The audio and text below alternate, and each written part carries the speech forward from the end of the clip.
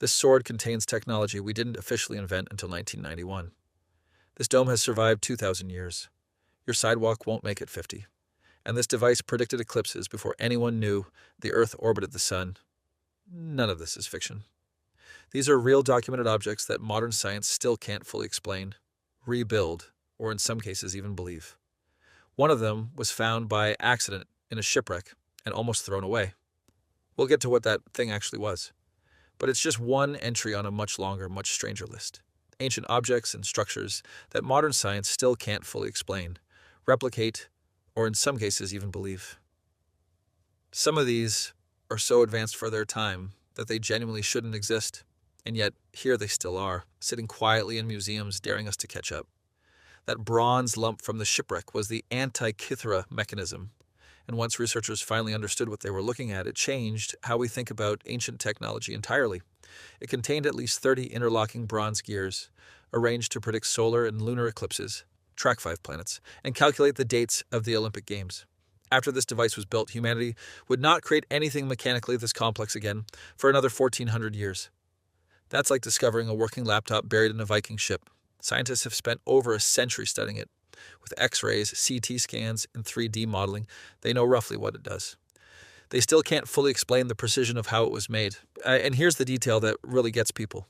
It was found in a shipwreck, meaning it was being transported, which means this wasn't a one-of-a-kind miracle.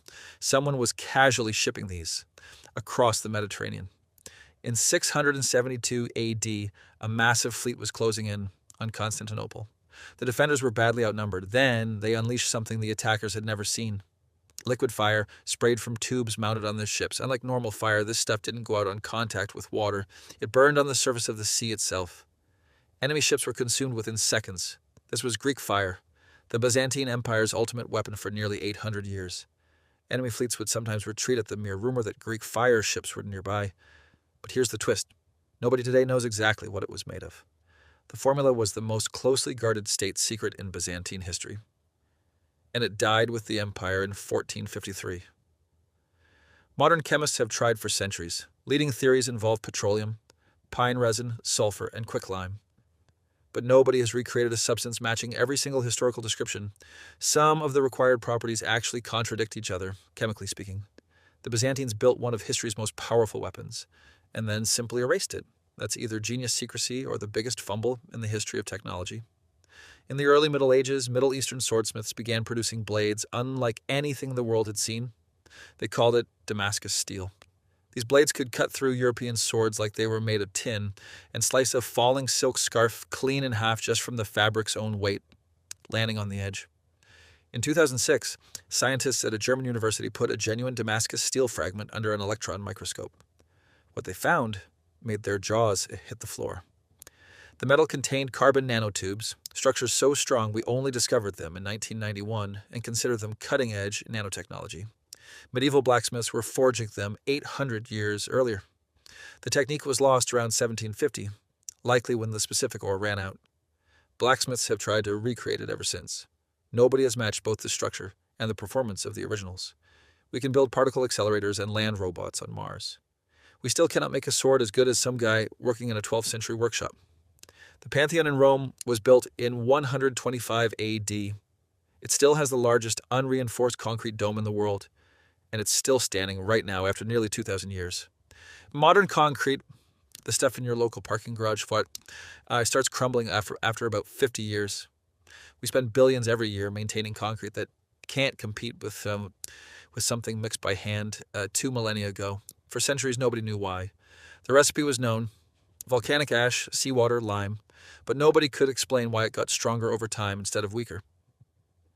In 2023, scientists at MIT finally cracked part of it.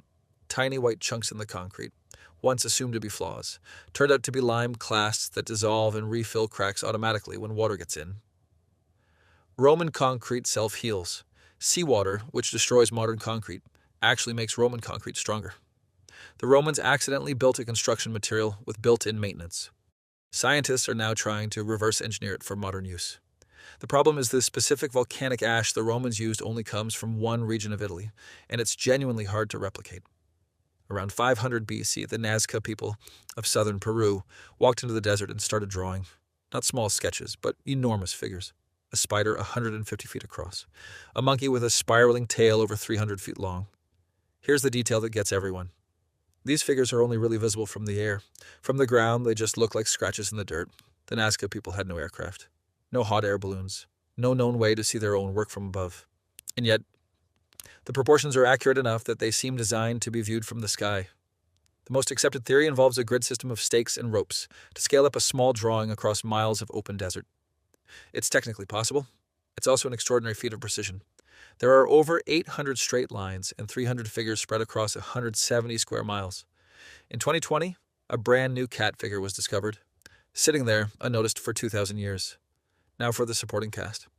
A few shorter, equally strange entries that don't get quite as much attention, but deserve to. The Baghdad Battery. Around 250 BC, someone in Mesopotamia built small clay jars containing copper cylinders and iron rods. Filled with an acidic liquid, a modern replica produced over a volt of electricity. That's 1,800 years before anyone officially invented the battery. Some scholars argue it was just a storage jar. You don't accidentally assemble copper, iron, and acid in that exact configuration. The Lycurgus cup, a Roman glass cup from the 4th century that changes color depending on how light hits it, green in reflected light, blood red when lit from behind. Scientists eventually found gold and silver nanoparticles embedded in the glass, 50 nanometers wide. Deliberate nanotechnology in a drinking cup over 1,600 years before we understood how it worked. The walls, dude of Sacsayhuaman, man, high in the Andes, limestone blocks weighing up to 130 tons, fitted so precisely you cannot slide a piece of paper between them. No mortar, no cement. It survived over 500 years of earthquakes in one of the most seismically active regions on the planet. We still don't have a solid explanation for how they cut and moved stones that size. The Voynich manuscript, a 240-page book written in the early 1400s in a language nobody has ever identified. Every major codebreaker, including modern AI, has tried and failed. The text shows consistent linguistic patterns, which means it's probably a real language and not gibberish. Nobody can read a single word of it. It just sits in a Yale library, quietly being impossible. And finally, Pumapunku in Bolivia. H-shaped stone blocks with perfectly flat surfaces, accurate to fractions of a millimeter, carved from some of the hardest stone on Earth by a civilization with no iron tools. Modern engineers have said they genuinely struggle to replicate this precision with today's equipment. Somebody with no iron tools outbuilt people with lasers? 10 entries. An ancient computer we still can't fully rebuild. A weapon we can't recreate. Nanotubes in a sword 8 centuries before we discovered them. Concrete that heals itself. Every single one of these was either lost, forgotten, or never fully understood in the first place. Which makes you wonder how much else has simply slipped through the cracks of history. So maybe the next time somebody pulls a weird corroded lump out of a shipwreck, it's worth taking a much closer look before tossing it in a box for a few months.